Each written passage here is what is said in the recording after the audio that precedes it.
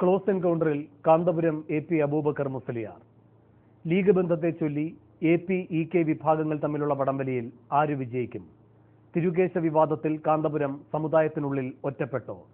വനിതാ code bill മുസ്ലിം സമുദായത്തിൽ ഉണ്ടാക്കാൻ പോകുന്ന മാറ്റങ്ങൾ എന്തൊക്കെ? പിണറായി വിജയൻ അധിക്ഷേപിച്ച പോലെ എ.പി. വിഭാഗം കഴിഞ്ഞ നിയമസഭാ തെരഞ്ഞെടുപ്പിൽ LDF-നെ പറ്റിച്ചോ? കാന്തപുരം അബൂബക്കർ മുസ്ലിയാർ പ്രതികരിക്കുന്നു ക്ലോസ് എൻകൗണ്ടറിൽ. നമസ്കാരം ശ്രീ കാന്തപുരം. ലീഗുമായി നല്ല ബന്ധം എപ്പോൾ മുതലാണ് തുടങ്ങിയത്? ലീഗ് എന്ന അടിസ്ഥാനത്തിൽ ഞങ്ങൾ അവരുമായി ഒരിക്കലും ബന്ധം വിട്ടുപോയിട്ടില്ല. രാഷ്ട്രീയ കക്ഷി എന്ന നിലയിൽ ഞങ്ങൾ ആരെയും അടുപ്പമോ അതല്ലെങ്കിൽ ദൂരമോ നോക്കാറും ഇല്ല. എങ്കിലും അവർ ആദ്യമായി ലീഗ് രണ്ടായി പിരിയുകയും അതിൽ ഞങ്ങൾ രണ്ട് വിഭാഗത്തെയും ഞങ്ങളുടെ പരിപാടികളിലേക്ക് ക്ഷണിക്കുകയുമെല്ലാം ചെയ്യാറുണ്ടായിരുന്നു. പക്ഷേ ഇന്ത്യൻ യൂണിയൻ മുസ്ലിം ലീഗിൻ്റെ ആളുകൾ അതിൽ സംബന്ധിക്കുകയില്ല, മറ്റുള്ളവർ സംബന്ധിക്കും. അങ്ങനെ വന്ന് ഞങ്ങളെ ഇവർ ഒരു ഭാഗം ആക്കി ചിത്രീകരിക്കാൻ ശ്രമിച്ചു. ആ നിലയിലാണ് ഞങ്ങൾ അകന്നുപോയത്. ആ കാലഘട്ടത്തിലാണ് ഞങ്ങളുടെ ചില സമ്മേളനങ്ങളിൽ ജനങ്ങൾ പങ്കെടുക്കാൻ പാടില്ലെന്ന ലീഗിൻ്റെ പ്രഖ്യാപനമുണ്ടാവുകയും ആ പ്രഖ്യാപനം ജനങ്ങൾ ചെവിക്കൊള്ളാതെ വളരെ ശക്തമായി സമ്മേളനം വിജയിപ്പിക്കുകയും ചെയ്തു. അതുമുതൽ ഞങ്ങൾ ലീഗുമായി ബന്ധം വിട്ട നിലയിൽ വന്നു.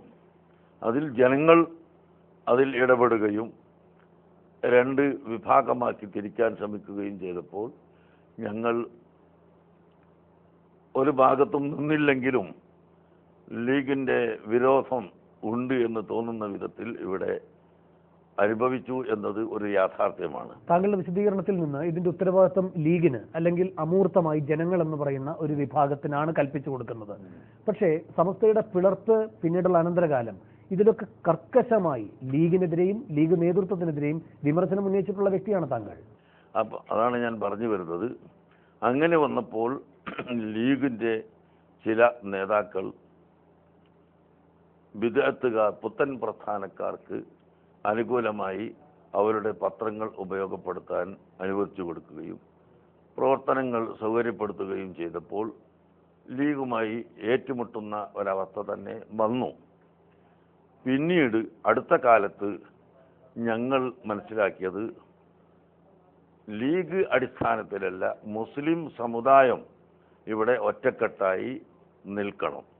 ഇവിടെ എല്ലാ വിഭാഗം ആളുകളും അവരുടെ പ്രാതിനിധ്യത്തിന് വേണ്ടി ഗവൺമെൻറ്റിലും അല്ലാതെയും ബാധിച്ചുകൊണ്ടിരിക്കുന്ന കാലഘട്ടമാണ്.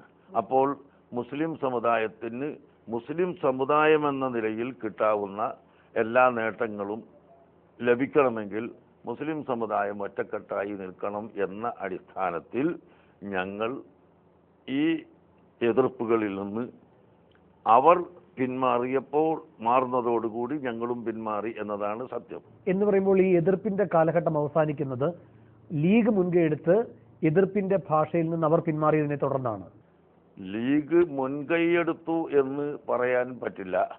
ഞങ്ങളും അവരും ഒരേ മനസ്സിൽ ഒത്തുചേർന്ന് വന്നു എന്നതാണ് സത്യം. ഇതിപ്പോൾ അടുത്ത കാലത്തെ കാര്യമാണോ താങ്കൾ പറയുന്നത്? അത് മുഹമ്മദ് ശിഹാബ് തങ്ങളുടെ അവസാന കാലത്തുള്ള സംഭവമാണ് ഞാൻ പറയുന്നത്. പക്ഷേ പിന്നീട് താങ്കൾ ഇടതുപക്ഷ സർക്കാരുമായി സഹകരിച്ച് പ്രവർത്തിക്കുന്ന നിലയാണ് ഉണ്ടായിരുന്നത്. താങ്കൾ ഈ പറയുന്ന മുസ്ലിം സമുദായത്തിലെ വിവിധ വിഭാഗങ്ങൾ ഐക്യപ്പെടേണ്ടതുണ്ട്, അങ്ങനെ ഒരു സമുദായം എന്ന നിലയിൽ ഭരണത്തിൽ നിന്ന് നേടിയെടുക്കേണ്ട അവകാശങ്ങൾ നേടിയെടുക്കേണ്ടതുണ്ട് തുടങ്ങിയ രാഷ്ട്രീയ ആശയങ്ങളുണ്ടല്ലോ.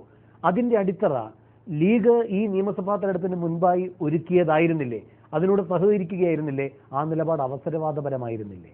ഇല്ല, തികച്ചും അങ്ങനെയല്ല. ലീഗ് അങ്ങനെ ഒരു പ്രത്യേകമായ നിലപാടുകൾ ഒരുക്കി ഞങ്ങളുമായി സംസാരിക്കുകയോ ഞങ്ങളുമായി ഒരു പ്രത്യേകമായ സഖ്യം ഉണ്ടാക്കുകയോ ചെയ്തിട്ടില്ല. പക്ഷേ അവർ ഞങ്ങളോട് വോട്ട് ചോദിച്ചിട്ടുണ്ട്. ചോദിക്കുമ്പോൾ ഞങ്ങളുടെ നിബന്ധനയും ഇവിടെ കക്ഷിത്വമില്ലാതെ ഏകപക്ഷീയമായി പ്രവർത്തിക്കാതെ നിഷ്പക്ഷമായി എല്ലാ കാര്യങ്ങളും നിങ്ങൾ കൈകാര്യം ചെയ്യുന്ന പക്ഷം ഞങ്ങളിവിടെ സൗഹൃദമായി നീങ്ങും എന്നാണ് അവരോടുണ്ടായിരുന്ന കണ്ടീഷൻ. എന്ന് പറയുമ്പോൾ ഏകപക്ഷീയമായി പെരുമാറരുത് എന്ന സൂചന അതിൽ അടങ്ങിയിരിക്കുന്നത് ചേളാരി സമസ്ത എന്ന് നിങ്ങൾ അധിക്ഷേപിക്കുന്ന വിഭാഗത്തിന് ലീഗിലുള്ള പ്രാമാണികതയുണ്ട്.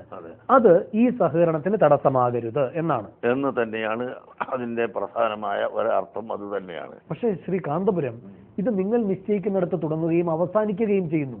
ഇവിടെ എങ്ങനെയാണ് നിങ്ങളെ ഈ വന്ന് കാണുന്നവർ വിശ്വസിക്കുക? പിണറായിയോട് പറഞ്ഞ് സഹായിക്കുക, മുസ്ലിം ലീഗ് നേതൃത്വത്തോട് പറഞ്ഞ് സഹായിക്കുക. ഈ ഇലക്ഷനിൽ പിണറായിയോ അവരുടെ അനുയായികളോ അവരുടെ ബന്ധപ്പെട്ടവരോ ആരും ഞങ്ങളെ കണ്ട് സംസാരിക്കുകയോ സഹായം അഭ്യർത്ഥിക്കുകയോ ചെയ്തിട്ടില്ല. അതിന്റെ അടിസ്ഥാനം എന്താണ്? ഉറച്ച വിശ്വാസമുണ്ടായിരുന്നു.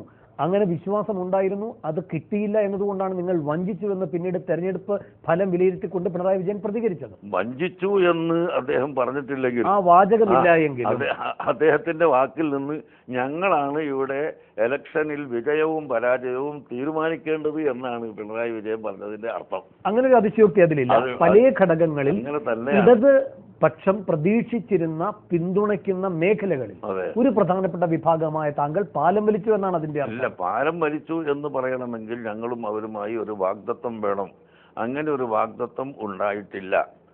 മറിച്ച് അതിന്റെ മുമ്പുള്ള ഇലക്ഷനിൽ അവർ ഞങ്ങളോട് കൂട്ടായി ആവശ്യപ്പെടുകയും വാഗ്ദത്തം നൽകുകയും ചെയ്തിട്ടുണ്ടായിരുന്നു. ഈ ഇലക്ഷനിൽ അങ്ങനെ അവർ ഉറച്ചിരുന്നിട്ടുണ്ടായിരിക്കാം. പക്ഷെ ഞങ്ങളോട് അവർ അങ്ങനെ ഒരു കാര്യം ആവശ്യപ്പെട്ടിട്ടില്ല. പക്ഷെ ഏത് മേഖലയിലാണ് നിങ്ങളുമായി നിസ്സഹകരിച്ചത്? വളരെ താല്പര്യപൂർവ്വം നിങ്ങളുമായി സഹകരിക്കുകയാണ് ചെയ്തത്. എന്ന് മാത്രമല്ല, കഴിഞ്ഞ തെരഞ്ഞെടുപ്പിന് തൊട്ട് മുൻപ് എത്ര സ്കൂളുകളാണ് താങ്കൾക്ക് അനുവദിച്ചത്? അനുവദിച്ചത് പലതും ഉണ്ട്, അനുവദിക്കാത്തതും ധാരാളമുണ്ട്. തെരഞ്ഞെടുപ്പ് ഘട്ടങ്ങളിലെ താങ്കളുടെ നിലപാടിൽ നിന്ന് ഒരു കാര്യം വ്യക്തമാകുന്നത് താങ്കളെ പറ്റി, എവിടെ നിന്നാൽ കൂടുതൽ കിട്ടും അവർക്കൊപ്പം പോകും, അതാണോ നിലപാട്? അത് തികച്ചും തെറ്റാണ്. ഞങ്ങൾ എവിടെയാണോ ഉള്ളത് അവർക്ക് കൂടുതൽ കിട്ടും എന്നതാണ് ശരി. കഴിഞ്ഞ ഇലക്ഷനിൽ മുസ്ലിം ലീഗിന്റെ സ്ഥാനാർത്ഥികൾ ആരും വിജയിച്ചിട്ടുണ്ടായിരുന്നില്ല. അന്ന് ഞങ്ങൾ വളരെ ശക്തമായ എതിർപ്പായിരുന്നു. അതുകൊണ്ട് ഒറ്റ മുസ്ലിം ലീഗുകാരനും ജയിക്കാതെ അവർ തോറ്റുപോയി. അവരുടെ ഏറ്റവും വലിയ നേതാവടക്കം തോറ്റുപോയി എന്നതും സത്യമാണ്. ഈ പ്രാവശ്യം അങ്ങനെയല്ല. അവർ ജയിച്ചു വന്നിട്ടുള്ളത് ഞങ്ങളുടെ പിന്തുണ ഉള്ളത് കൊണ്ട് തന്നെയാണ്. ഇവിടെ ഒരു ഭാഗത്ത് പോലും താങ്കളും അതുവരെ താങ്കൾ സഹകരിച്ചു വന്ന ഇടതുപക്ഷവുമായുള്ള ഭിന്നിപ്പിന്റെ ഒരു മേഖല പോലും പുറത്തു വരുന്നില്ല. എവിടെയായിരുന്നു അഭിപ്രായ വ്യത്യാസം? ഇല്ല, ഇടതുപക്ഷവുമായി ഞങ്ങൾ ഭിന്നിപ്പ് വന്നിട്ടില്ല. ഇപ്പോഴും ഭിന്നിപ്പ് വന്നിട്ടില്ല. തെരഞ്ഞെടുപ്പിലാണ് അവർക്ക് ഏറ്റവും സഹായം കിട്ടേണ്ടത്. അവിടെ സഹായം കിട്ടാതിരിക്കുകയും ഭിന്നിപ്പ് ഉണ്ടായിട്ടില്ല എന്ന് പറയുകയും ചെയ്യുമ്പോൾ അവർ വ്യക്തമായ ഒരു സഹായം ഞങ്ങളോട് അഭ്യർത്ഥിക്കാത്തത് കൊണ്ട് ഞങ്ങൾ വ്യക്തമായി ആരോടും പറഞ്ഞിട്ടും ഇല്ല. പക്ഷേ ഇടതുപക്ഷ നേതൃത്വത്തിന് അറിയില്ല ഇങ്ങനെ കാന്തപുരത്തോട് ഞങ്ങൾ അങ്ങോട്ട് പോയി കൃത്യമായി കാര്യങ്ങൾ ധരിപ്പിച്ചിട്ടില്ല. കാന്തപുരത്തെ സ്വാധീനിക്കാനാകട്ടെ ലീഗ് നേതൃത്വം കിണഞ്ഞ് പരിശ്രമിക്കുകയും ചെയ്യുന്നുണ്ട്. എന്നിട്ടും ഇടപെടാതെ ഇരുന്നു എന്നാണോ? തികച്ചും അങ്ങനെയാണുള്ളത്. അവർക്കറിയാം ലീഗിന്റെ ആളുകൾ വരുന്നുണ്ട്. ഞങ്ങളത്തെ എല്ലാവരും വരാറുണ്ട്, എല്ലാ ഇലക്ഷനിലും വരും. എന്റെ ചോദ്യം, പിണറായി വിജയൻ അന്ന് മുൻകൈ എടുക്കുകയും ഒരു ധാരണ നിങ്ങൾ തമ്മിൽ ഉണ്ടാവുകയും ചെയ്തിരുന്നുവെങ്കിൽ തടസ്സം വിന കാന്തപുരം വിഭാഗം മുൻപ് എന്ന പോലെ ഇടത് ഐക്യത്തിന് ബലം തരുന്ന തരത്തിലുള്ള നിലപാട് കൈക്കൊള്ളുമായിരുന്നു. അദ്ദേഹം ഇടപെട്ടിരുന്നുവെങ്കിൽ ഞങ്ങൾക്ക് ചില അനുഭവങ്ങളുടെ വെളിച്ചത്തിൽ ചില കാര്യങ്ങൾ കൂടി അദ്ദേഹത്തോട് പറയാമായിരുന്നു. അത് പറഞ്ഞിട്ട് അദ്ദേഹം സമ്മതിക്കുകയായിരുന്നുവെങ്കിൽ ഞങ്ങൾക്ക് പിന്തുണ നൽകുകയും ചെയ്യാമായിരുന്നു. പിണറായി സമ്മതിക്കുകയോ സമ്മതിക്കാതിരിക്കുകയോ ചെയ്യുമായിരുന്ന വിഷയങ്ങൾ അപ്പോൾ താങ്കളുടെ മനസ്സിലുണ്ട്. അത് ലീഗ് നേതൃത്വം സമ്മതിച്ചു എന്ന ഉറപ്പും താങ്കൾക്ക് ലഭിച്ചിട്ടുണ്ട്. എന്തായിരുന്നു അത്? അതിപ്പോൾ വ്യക്തമാക്കാൻ ഉദ്ദേശിക്കുന്നില്ല. ഇത് പിണറായിക്കും കാന്തപുരത്തിനും ലീഗ് നേതൃത്വത്തിനും ഇടയിൽ കൈമാറപ്പെടേണ്ട ഒരു രഹസ്യമല്ല. രഹസ്യമല്ല, പരസ്യമായി തന്നെ അവസരം വരുന്ന സമയത്ത് ഞങ്ങൾ പറയുകയും ചെയ്യും. ഇപ്പോൾ ഞങ്ങൾ അങ്ങനെ ഒരു കക്ഷി ചേരാനോ ഒരു വിഭാഗം ചെയ്ത തെറ്റ് ചൂണ്ടിക്കാണിക്കാനോ ഉദ്ദേശിക്കുന്നില്ല. കക്ഷി ചേരുന്നതിന്റെ വിഷയമല്ല ഇത്. നിങ്ങൾ ഒരു വിഭാഗത്തിൽ നിന്ന് മറ്റൊരു വിഭാഗത്തിലേക്ക് സഹകരണത്തിന്റെ ചുവട് മാറ്റുന്നു, പ്രത്യേകിച്ച് കാര്യകാരണങ്ങൾ ചൂണ്ടിക്കാട്ടാതെ. ഇപ്പോൾ നിങ്ങൾ പറയുകയാണ് അതിന് ചില കാര്യങ്ങൾ ഉണ്ടായിരുന്നു എന്ന്. ഒരു സമുദായത്തിന്റെ പ്രതിനിധിയാണ് താങ്കൾ. ആ സമുദായ ക്ഷേമത്തിന് ഉതകുന്ന എന്തെങ്കിലുമൊക്കെ ഉപാധികളായിരിക്കും താങ്കൾ മുന്നോട്ട് വെച്ചിട്ടുമുണ്ടാവുക. അത് പരസ്യപ്പെടുന്നതിൽ എന്താണ് തെറ്റ്? അതെ, അത് ഇപ്പോൾ പരസ്യപ്പെടുത്തുന്നതിൽ യാതൊരു ഗുണവും ഇല്ല എന്ന് പറയുമ്പോൾ അത് ഇതുവരെ നേടിയെടുത്തിട്ടില്ല. ആ താങ്കളുടെ ഉപാധികൾ ഇപ്പോഴും ഈ ഭരണത്തിൽ പങ്കാളിയായിരിക്കുന്ന ലീഗിന്റെ പരിഗണനയിലാണ്. ചിലതെല്ലാം അവരുടെ പരിഗണനയിലാണ്. അവർ അത് അനുസരിക്കുമോ ഇല്ലയോ എന്നുള്ളത് നമുക്ക് നോക്കിക്കാണാം. താങ്കൾക്ക് കൂടുതൽ ആത്മവിശ്വാസത്തോടെ പ്രതികരിക്കാം. ഇവിടെ മുഖ്യമന്ത്രി എത്തി, ഇബ്രാഹിം കുഞ്ഞും മുനീറും ഒക്കെ എത്തി, അതുകൊണ്ട് മർക്കസിലെത്തുന്നു എന്ന് പറയുമ്പോൾ അത് നൽകുന്ന സന്ദേശം വളരെ പ്രധാനമാണ്. തീർച്ചയായും അവർ ചെയ്യുമെന്ന പ്രതീക്ഷയാണ്. ഇപ്പോൾ സമസ്തയുമായി ഉള്ള ഒരു അഭിപ്രായ വ്യത്യാസം ലീഗിൽ രൂപപ്പെട്ടിട്ടുണ്ട്. അതിന്റെ കാരണക്കാരനാണ് എന്റെ മുന്നിലിരിക്കുന്നത്. ഈ ഘട്ടത്തിലും താങ്കളുടെ ആത്മവിശ്വാസത്തിന്റെ അടിത്തറ? ഈ ചേളാരി സമസ്തക്കാര് അവരത്ര അംഗങ്ങളൊന്നുമില്ല. പക്ഷെ പഴയ കാലത്ത് ലീഗിന്റെ കൂടെ ഒട്ടിച്ചേർന്ന് നിന്നവർ എന്ന നിലക്ക് ലീഗിന് പരസ്യമായി അവരെ എതിർക്കാൻ ചിലപ്പോൾ കഴിയാതെ വരാം. ഞങ്ങൾക്ക് ലീഗ് അവരെ എതിർക്കണമെന്ന് ആഗ്രഹവും ഇല്ല. ഞങ്ങൾക്ക് ഞങ്ങളുടേതായ കാര്യങ്ങൾ ഇവിടെ ഭരിക്കുന്ന ഗവൺമെന്റ് എന്ന നിലക്ക് ചെയ്യേണ്ടത് ചെയ്തു തരണമെന്നത് മാത്രമേ ഉള്ളൂ. അത് അവർ ചെയ്തു തരുമെന്ന് തന്നെയാണ് ഞങ്ങൾ വിശ്വസിക്കുന്നത്. പ്രതികരണം വന്നിരിക്കുന്നത് സമസ്തയെ വേദനിപ്പിക്കില്ല എന്നാണ്. അവരുടെ അഭിപ്രായങ്ങൾ കേൾക്കും, അത് ചർച്ചയിലൂടെ പരിഹരിക്കുകയും ചെയ്യുമെന്നാണ്. വ്യക്തമാണ്, കാന്തപുരത്തെ വെറുപ്പിക്കാതെ സമസ്തയോട് ചില കാര്യങ്ങൾ പിൻവാതിൽ ചർച്ചയിലൂടെ പരിഹരിക്കുമെന്നല്ലേ? അതെ, ഞങ്ങളെ വെറുപ്പിക്കാതെ ഞങ്ങളെ ആവശ്യങ്ങൾ നിർവഹിച്ചു തന്നുകൊണ്ട് മറ്റുള്ളവരെയും വെറുപ്പിക്കാതെ പോകുമെന്നായിരിക്കും അവരുടെ വാക്കിന്റെ അർത്ഥം. അങ്ങനെയാണെങ്കിൽ ഞങ്ങൾക്ക് വിരോധമില്ല.